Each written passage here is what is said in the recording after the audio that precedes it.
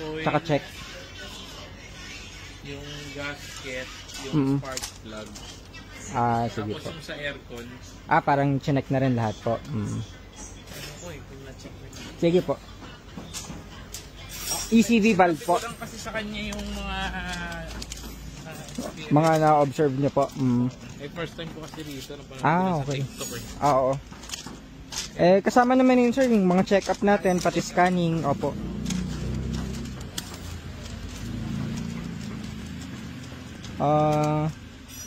Pati gasket set. Opo. Ayan, okay. So mga maintenance pala. Yung mga stock pa rin yung mga radiator. Pero wala namang leaks. Change oil. Okay, pati ECV? PCB Nawawala po yung aircon nyo kapag ano, yung lamig. Pero nagkakaroon kapag maandar. ECV lang yun. Kasi pag pina-check nyo po sa iba, compressor kagad. Natatakot eh. Nakapagpa-check na ba kayo sa iba? Hindi pa na. Pero kadalasan, ano yan, kasi yung ECV, part po ng compressor yun eh. So, kapag, yan, based on experience namin, kapag ganyan, mga ibang nagpupunta rin, compressor, pinapapalitan agad. So, at least dito, yung ECV lang. At saka, ano na yung spark plug nyo, sir, oh. Talagang, sunog na.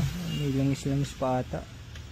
Palitin na. Original yan, Eto po. Kasi nung niram ng kapatid ko, pinapalitan daw niya. Siya po nagpapalit. Check na lang natin. Tapos yung mga ilaw, parang ilaw yun na yung likod ko. Sige po. Manual po ito? Manual. Ambiente. Sige. Check na lang natin. Sige po. So ito kay sir, returning client natin, change oil lang. Ford Fiesta na 1.5.